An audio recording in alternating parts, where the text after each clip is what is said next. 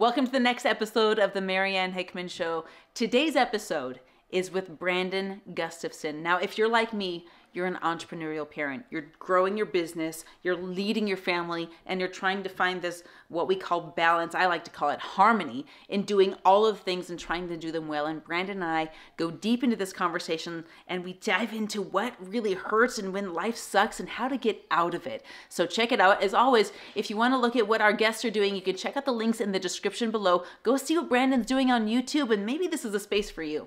We'll see you in a minute. So we met on Facebook. Yes. I can't even remember what group it was. Was it Connect Utah? I think it was Connect Utah, yeah. That is such the only good thing left on Facebook, in my opinion. Yeah, do you go to any of the events? Well, no, I haven't been to any yet. So Okay. I messaged Roger like 2 days ago. I'm like, when are the next events? Because I'm either lazy or blind, probably a little bit of both. Yeah. And I need to get to those. But I haven't been to the live events yet that he's putting on. Yeah, so I was really active in the Sandy one for a while for a previous business I had, and went to their monthly or weekly luncheons, and they're great, like super fun, a lot of just like good interactions with people. So that's so cool. Yeah, I encourage you. Like it's fun. I haven't gone. Oh man. Probably like 9 months. Oh, really? I saw that this business shut down, so I don't go just for restarting that. it. Yeah. Well, that one, it was a functional medicine business. Okay. What's a functional medicine? So it's like getting to the root cause of diseases. So people that have diabetes, why do you have diabetes? Diving really deep into that, and then coaching them through how to get past it. So really? We had that. It was a franchise business. Wasn't as well put together as I some businesses don't pan out. I mean, that's what we're here to discuss. Like that, no one wants to talk about the ugly mess that success requires, and that's what we're here to do, because we're both parents. Yeah. You know, it's a chaotic journey to build anything, even if you're not building a business. To even just have a job as a parent is really hard. Yes. So, I mean, we'll go into that in a second. But this concept that you touched on, I heard an Instagram post. I think I talked about this just yesterday. Was if you want to surround yourself with the highest caliber people, the recommendation was this: buy the most expensive gym membership that you can. Right? And I was like, okay, where are we going with this? And he's like, the poster, I forget who it was, but he said the people that invest in themselves at that level, one, they're going to show up to the gym. Yeah. Two, they're going to push themselves really hard. And if they can do that with their body, then they're doing it in every other aspect of their lives. You can't not. And I was like, okay, that's really cool. You know, it's paying to be in rooms where other people pay to be in rooms, because that represents a group of people that are invested. Exactly. And that's so cool. Yeah, you want to get yourself in that same spot, that same mindset as all those people. And it helps out so much. Oh, yeah, absolutely. So tell us about your business. I was super fascinated about your company as a business model. I'd never heard of this before. Yeah. So you want to talk about like my assisted living business? Yeah. That was with like, what? Yeah. So So I started this in 2020. I have a background in healthcare administration, was really interested in real estate and wanted to get into it a little bit more, and found assisted living as an asset class. And I was like, I think that's... That whole sentence has so much to it. Assisted living as an asset class. What does that even mean? Yeah, so assisted living, I mean, a lot of people think of assisted living as just like that hotel-style thing down the street that old people go to, and that's not always the case. Yeah, there's those there. But I do residential assisted living. So we take homes, or actually we bought existing businesses, but you take a residential home, it's in an HOA. It's just like your standard neighborhood normal looking house. On the outside you would never know, and inside it's an assisted living home. Really? So we have, one of our houses is, it was built in the early 2000s, looks exactly like an early 2000s house. But on the inside, you walk in and you've got this kind of common room space, and you have rooms all the way around the outside exterior. As you walk through, they're in there, have their own bathroom, have their own AC unit, and people, we just kind of run it like assisted living. I've never heard of that before. That's a really cool concept. So my first question on that is, like, what about zoning? Is it zoned as commercial? Is it zoned as residential? Like, how does that work? Yeah, that's a good question. So a lot of people, that's one of the first things you have to figure out, actually, is zoning. It is typically going to be zoned as residential. Okay. But it has like a different class, and each place is going to be different. But there's like R1, R2, R27, and so what I see in the spots where I'm at, we're like R2 zoned, which means you can just have a business in it. So if you think a daycare, you have to have a certain type of a zoning to run a daycare business out of a home. It's the same kind of a concept. Okay. And because of the Fair Housing Act, you can run these in HOAs. They can't tell you to shut it down. Really? Because you're providing housing for people. So they can't, unless there's something specific in their bylaws that says you can't do this, and they've written that from the beginning, they can't do anything to shut you down as long as you have the zoning correct. Yeah. This is like firing synapses in my brain because I talk to a lot of real estate people, and there's a million ways to do real estate, and I would say a million ways to do it right, as long as you're making money, and a million ways to do it wrong if you're not making money. Exactly. But so how does this, like, could you do kind of and let me back up to where my brain already went 10 miles an hour. So I have a lot of friends who love the concept of Airbnb. Yeah. But the HOAs and bylaws are, in a lot of areas, cracking down on this because the neighbors are complaining or whatever it is. And my thought said, okay, what if it's not a short-term rental? What if I took the same kind of a property? Is it something you could do with this? Yes. Really? Absolutely. I mean, there's different classifications. So there's kind of like a more basic, that's a care home. Yeah. Just as, depending on the state, 4 to 6 people living in a home. And it's kind of like a group home concept. Actually, my neighbor, 2 houses ago, they did this inside the home. We just saw people coming. We were like, this is kind of weird. And yeah, weird stories there, but I won't get into them. But it was one for like a group home for young mental health people. Okay. So like people that were like severe, like Down syndrome or God, I'm blanking on the word right now, but like Asperger's, Asperger's, those kind types of things. Mental, what would be classified as mental disability? Exactly. And so there's 5 or 6 people that are living in the home. They're all 18 to 30 years old. Yeah. And they were just living there. Like for us as their neighbor, it was just like, oh yeah, like it took us a while to realize it, but they just went in and did it, and they made sure the zoning was correct and started running the home. That was one of the first things when I started getting into the asset class. I was like, oh my gosh, they were doing that right next to me. I should have went and talked to these people. Well, that's crazy to think about because it eliminates the problem that most neighbors have of new parties and stuff in and out every weekend. And Richard, I know that, does Lucca do this? Like, because Lucca is a friend of ours who he places, I think it's teens or maybe young adults in the same category, isn't it? I was not listening. I apologize. So Lucca is a friend of ours, and he does CrossFit with us. And first rule of CrossFit, I always talk about CrossFit, so I had to plug that in there. But so he places, I think it's teens or maybe young adults for the state. Helps them with work. So he helps them with work. So he places them in jobs. But we were just talking about this last weekend about housing. They need housing, yeah. For these, and it's exclusively adults or kids, so or it depends. There are spots for kids as well. You can do it for youth. You could do it for like single moms that just need a place to stay. You can see it in that realm. So there's all kinds of just different. Through the spectrum, there's so many different types of people. Sober living homes, it kind of falls into this as well. That's crazy. And it's a normal home.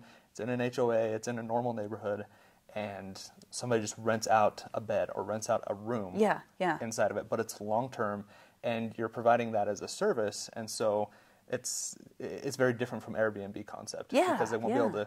They can't shut you down because you're providing this as a service to an underserved population, and so you're helping them out. Well, even on the flip side of that, like I think a lot of these programs are subsidized. Yeah, aren't they? Yeah, so there's a lot of them. We do a lot of Medicaid for our residents. Yeah. I would say 90% of our residents are Medicaid.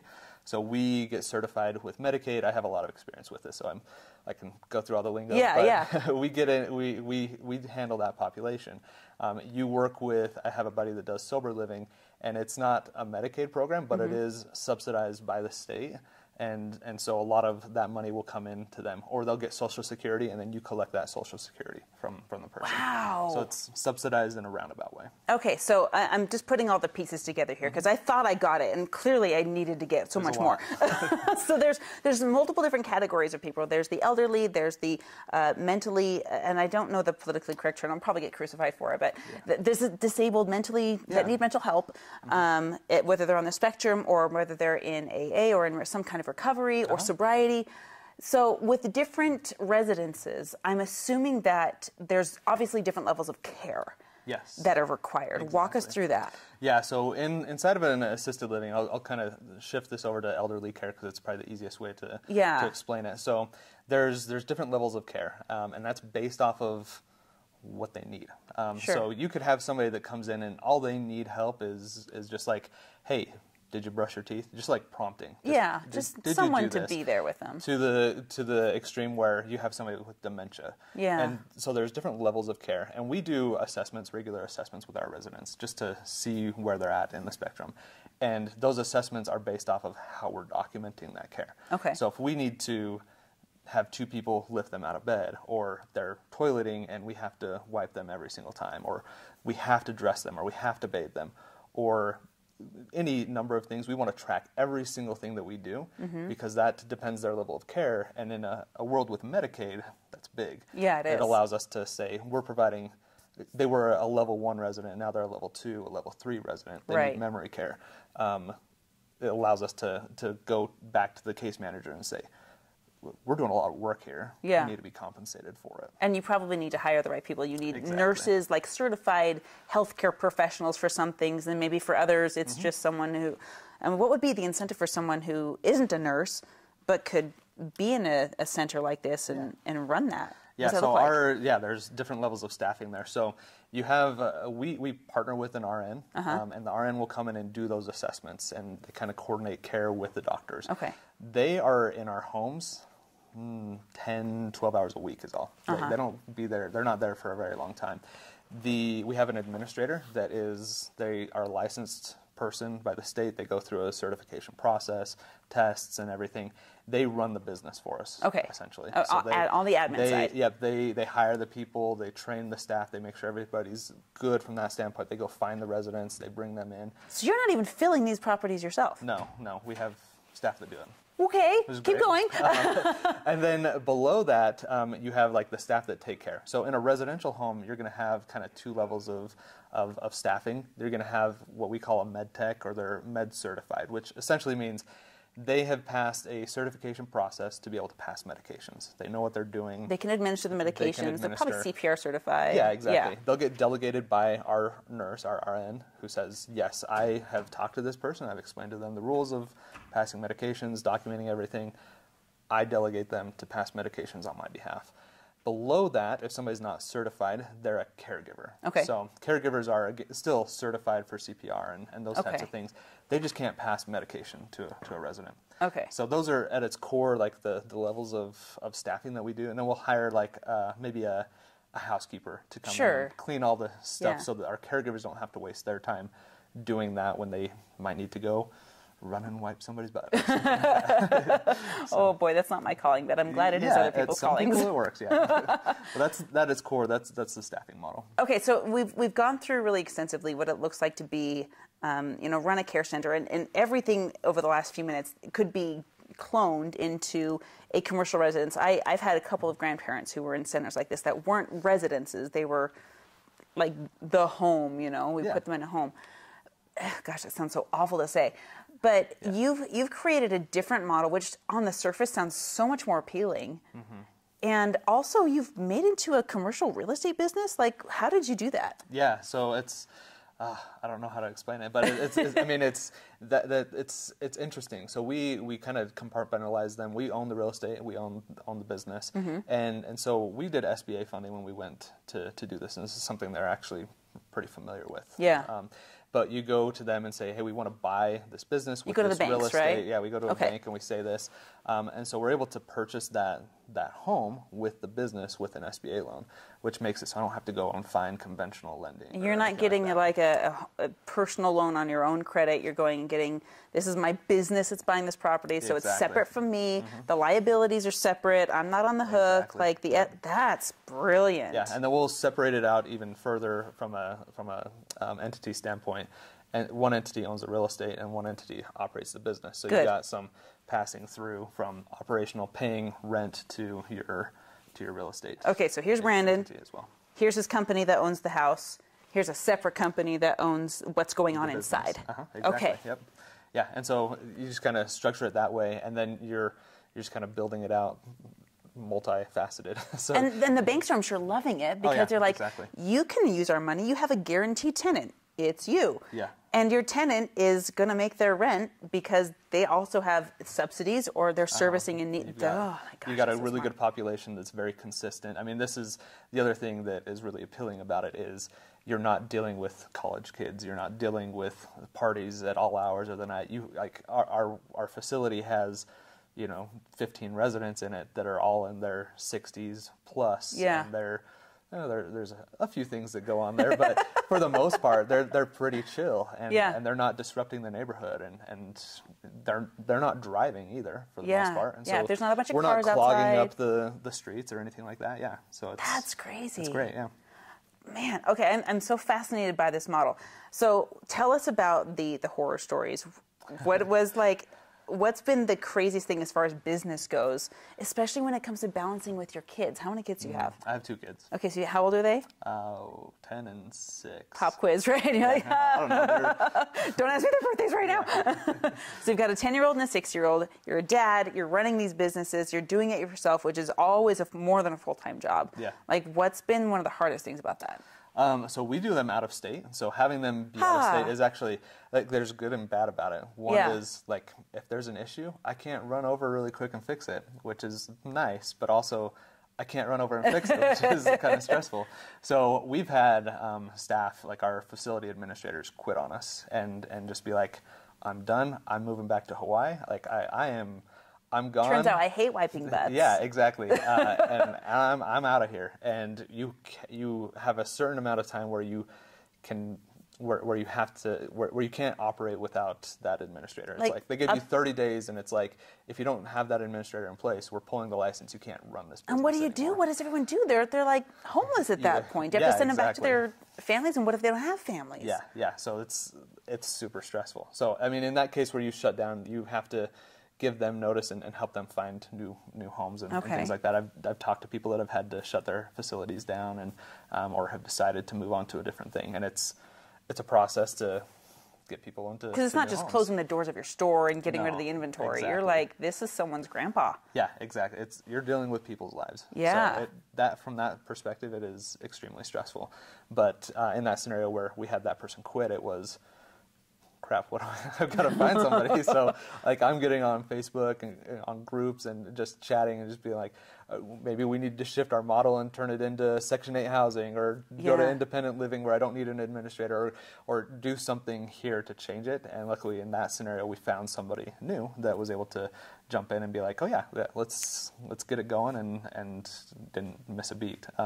There's some drama there, but of course we got through it. So, like that's one of the horror stories. It was like that. We've had residents that one of our homes deals with a mental health population actually.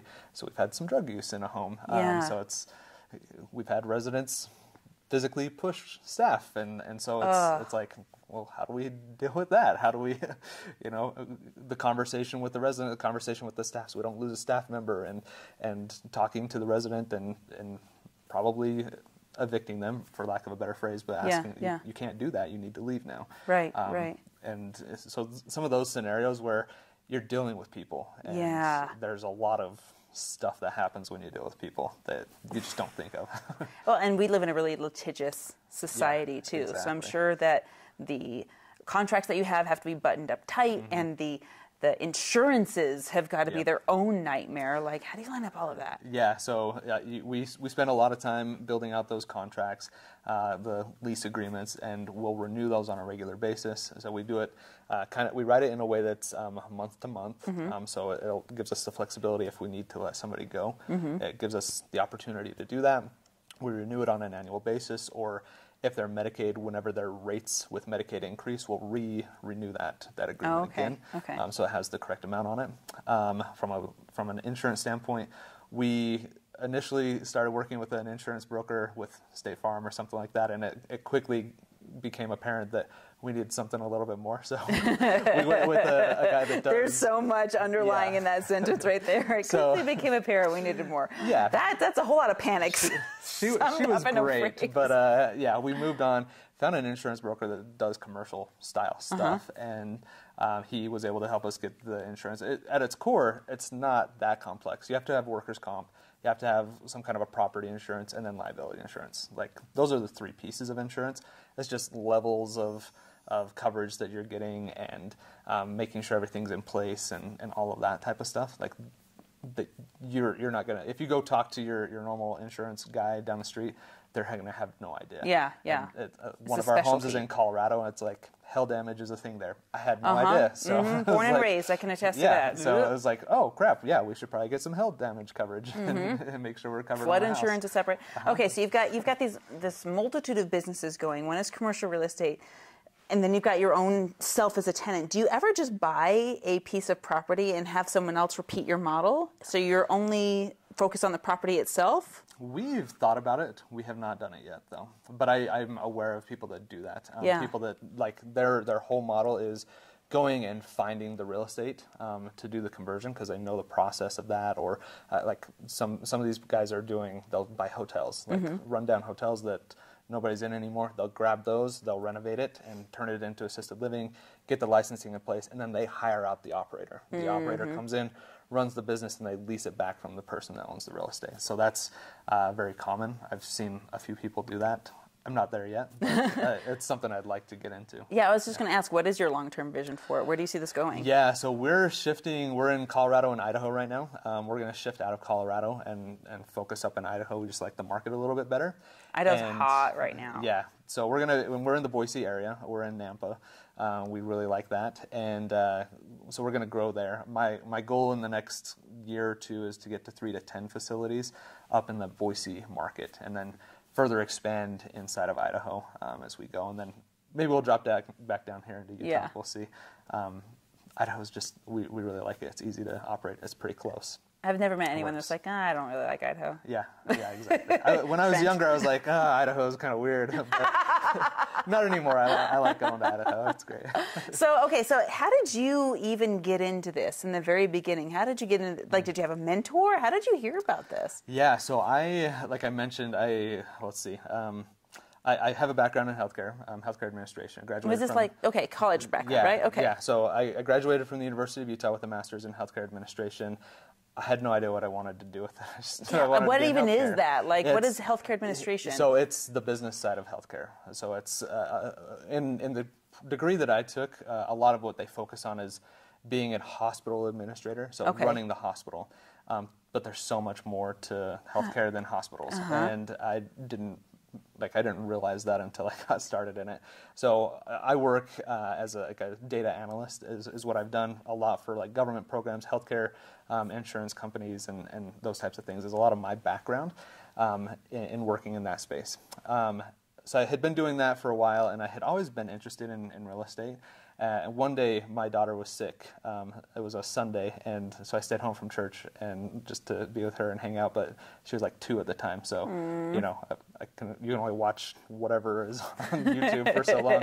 So I read Rich Dad Poor Dad in one day, and I was like, oh, I got to do this. Like, this is what I got to figure this out. So I started listening to podcasts, started bigger podcasts, just binging on everything and listening. Like Whitney Sewell and Joe Fairless and all their podcasts and things. And I started, there was a guy, his name was Gene Garino, and he was advertising on these podcasts, and he was on them, and he started talking about assisted living. He was down in Arizona. He passed away a few years ago.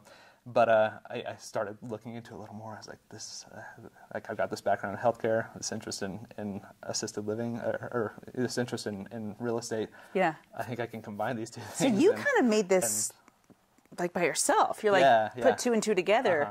So I looked. Wow. I looked online and was like trying to find books and trying to find courses and things, and I really couldn't find anything. Like at the time, this was in 2020. There was very limited education out there. Yeah. I found a few people on YouTube, then would kind of reach out and network with them a little bit, but I got to a point where I had spent a lot of money on real estate education. I was like, I can't justify spending another $5,000 to have somebody coach me, and I've got the background in healthcare. I'll just figure this out. And so that's kind of what I did. Stumbled my way through trying to find properties and that process, the real estate process with my education. Once we found properties and doing the healthcare part, that was really easy for me just because of my background. Yeah, you had the admin down. Yeah, exactly. So that piece was pretty easy to figure out. It was just like finding the real estate and going through the process. So we went under contract on our first home in May of 2020. And it's not that long ago, by the way. Like no, this is 4 years ago. Yeah. And closed on it in September of 2020. So like a 4-month close, which is, I would say, pretty typical. Our second one was a 3.5-month close. Okay. And that is largely because you're working with the SBA. Yeah. And it takes a while. Like you've got to get your license in place before you can complete the purchase of a home and those types of things. So there's just like a lot that goes into it, and it takes a while, but you just kind of. But you found a niche in the market. Yeah. This really, really unique like business, real estate. I have a friend of mine, Dolph DeRoos, who does commercial real estate, and he likes to do the same kind of a model where you are running the business that rents from yourself, right? But I've never heard of it in assisted living, and it sounds like I've heard anyone else that's created this model. That was you that did this. So why would anyone want to do this? Is what's the payoff? Is it like become really lucrative for you? Because the amount of stress in my mind, there's a lot of stress. of becoming a healthcare professional, like have you been able to systemize or streamline this at all? We're working on doing that, so I spend a lot of time. It's actually something I've been working on the last few months, is really kind of systematizing our policies and procedures and everything that we put into the business, using the E-Myth type of a thing. And, love that book, by the way. Really just starting to just kind of build all of those processes out so that it's a lot easier for us to implement the next one. I've learned a lot about just working with people and the type of people that are good to work with. Like one of our administrators is not a great communicator, and it makes it really hard to run that business and to do things the way that we want. Especially that one's in Colorado. It's 12 hours away, and it's hard to just be like, you need to tell me when something's going on here. Like, how many times have you said it as a stop parent ghosting me as a business owner? Yeah, exactly. Yeah, and so that part is really difficult to try to figure out, but it's also something I've learned. And so when we had to go hire new people in Idaho, I was like, I know what questions to ask at this point. Like, how good are you at communicating? And just through the interview setup process, checking how they are at communicating. That's become something that's super important for us to know and understand. And so we spend a lot of time doing that and figuring out the right people, because that's something that's really hard. It's who, not how. Yeah, it really is. Yeah, and I love that book. That's a great book. No, we got a whole library for you. I was listening to a Benjamin Hardy thing on the way up here. So,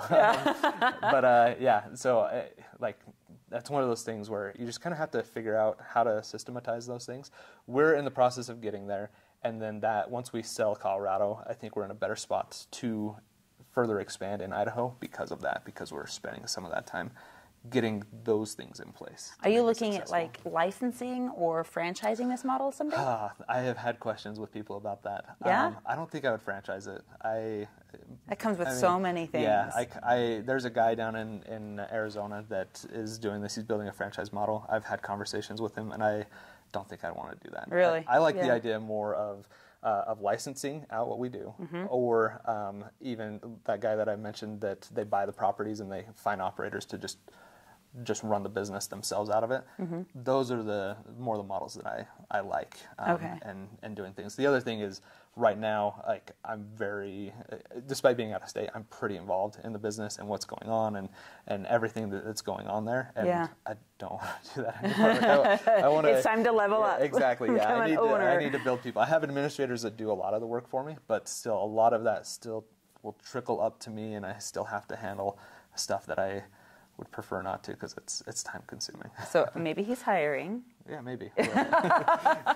So what would you tell anyone if they're looking for, what does this solve for you? That's my question. Is you've created this beautiful fill for a hole in the market. Yeah. What did that fix for you? Yeah, there's two things there. One is the reason I got into healthcare is I love helping people. Like, when I was in high school, I did an internship with a physical therapist's office because I was like, I want to be in healthcare, and I worked as a CNA. And then I realized I don't want to be a practitioner. I don't want to deal with the people and their issues, but I still love the idea of helping people and progress, helping them out through their healthcare journey and having an impact in their lives. Yeah. So I love that part, which is why I got into healthcare administration. So you're like, front lines is not for me. Yeah. I agree. It's not for me either. But I love being in the space. And so that's one thing for me, is I get to do that. Like, I can go to our houses and have conversations with our residents and talk to them and have fun with them and see the impact that we're having. And I don't have to change them or anything like that. Yeah. That part is a lot of fun. You just go and do the fun stuff. It's like being a grandparent. Exactly. Yeah. I mean, we have a resident in Idaho who she used to train dogs for dog shows. And so I talked to her about that and just kind of get a feel for that. And she has this dog that is kind of an ugly poodle, but she loves it. In my opinion. Exactly. But we have conversations about that, and that part is so much fun and super rewarding for me. So that's one. And then number two is just the financial stability it brings. We're because we've had some issues at one of our facilities from a financial standpoint, we're breaking even. Every business owner goes through this, by the way. We shouldn't be too embarrassed to talk about this. Not at all. One facility carries the other facility right now. And the one that doesn't do well is losing quite a bit of money. And there's a lot of factors that go into that. Oh, dude, we get it. It's so rough to do those things. But I see the potential for it to get to where it's going to allow us to have that financial stability, that financial freedom that we got into this initially for. And when I coach people, that's a lot of what I talk about too. I was going to ask about that. Yeah, so people will ask me, like, financial freedom, that's one of the driving forces behind it. And I try to dive deeper, because if that's all you're doing it for, like, it's going to be rough. Because it takes you a while to build up systems and processes. Like, I've had a business that failed before.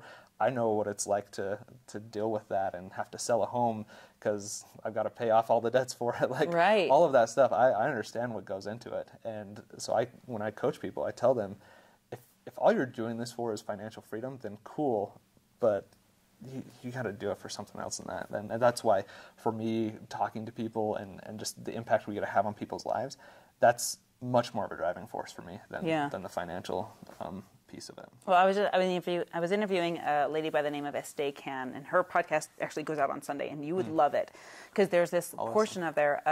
She talks about what Simon Sinek calls. She called it something else, but Simon Sinek calls it your just cause. And this is beyond the why. Your why comes from your past, and it's why you do what you do now. Like, I want to help people. This is why I do what I do. But your just cause is what you leave on the planet when you're gone. This is your signature, your autograph, the mark you leave on the planet when you're done. And I think that is what, when we level up, we should be in pursuit of, is what do I want to leave behind? Because I'm with you. If you ever do anything exclusively just for the $1 million it's going to bring, or the 6-figure revenue per month it's going to bring, or whatever it is, you might get there. And I hope that everyone does. But then what? Well, if I gave everyone $1 million, what would they do with it? That's what I want to know. That's the key. What do you want to do with $1 million? So you coach people.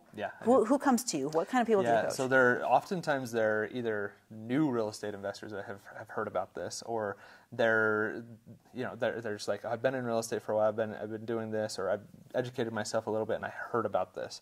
So that's one group. They're kind of new to real estate, or they're new to the idea of assisted living.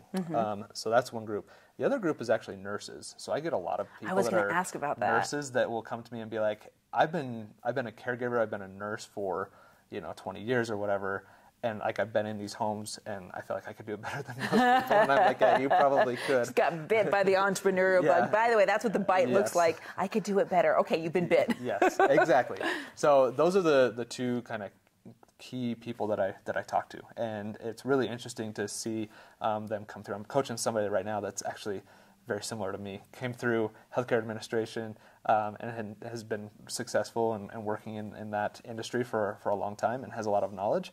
And now she's like, I want something more. I want this entrepreneurial piece of it. And so we have a lot of fun conversations about that and where she's going. It's super rewarding. So when are you going on tour and like delivering presentations and teaching about that? That's what I want to know. One day, yeah. I would love to go out and do that. Right now it's more just like YouTube stuff and coaching. I have a Facebook group, website, but that's kind of where I do things. But I'd love to get to the point where I could go out and talk to people and do events and stuff. There's a group down in Arizona that does it. I've been talking about partnering with a guy in Illinois to do the same thing, and just kind of putting on these big conferences for people to come and learn what we do and how you can scale it and create these, he calls it a boutique style home, which I love the idea. But creating that, because it sounds so much cooler than just an assistant. Right, because there's everything that label means in people's mind. A boutique senior living, it sounds a lot better. It sounds cooler. I would rather, if I ever had to make that really hard decision, I would rather be with a boutique senior living than with a residential assisted living. Right. It's like, what is this? Yeah. I'm going to the boutique today. Yeah, exactly. So I love that. So if people want to connect with you, they want to watch your YouTube channel, they want to be coached by you, where do they go? Yeah, so if you go to assistedlivinginvesting.net, that's my website. You can search us on Facebook as well, Assisted Living Investing. And we can put it in the comments, too. Yeah, we'll make sure the links are there. So Assisted Living Investing on Facebook, website assistedlivinginvesting.net, because .com was taken. So, but nobody's doing anything with the URL. Don't you hate that? Oh my gosh. I went to my Instagram and I'm like, who else is Marianne Hickman, and why aren't you doing anything with it? I have to do this stupid double underscore. Well, what kills me is I actually went and saw it. I was like, assistedlivinginvesting.com is available. Yeah. And I was like, okay, I'm going to buy it. And then I sat on it for like 2 months, and I went back to go to it, and it was gone. And I was just like, what are you doing? Is boutique assisted living available? I don't know. You better go get it before this goes live, so someone else is going to get it. So, that was a good anyways, and then if you get on YouTube, search Assisted Living Investing or just my name, Brandon Gustafson, I'll pop up there. But I'll make sure you have the links. And then I got something for your listeners specifically. So, assistedlivinginvesting.net/Marianne, just my name. And then it's got it's got a special webinar. I've got a few other free goodies on there as well. I give away.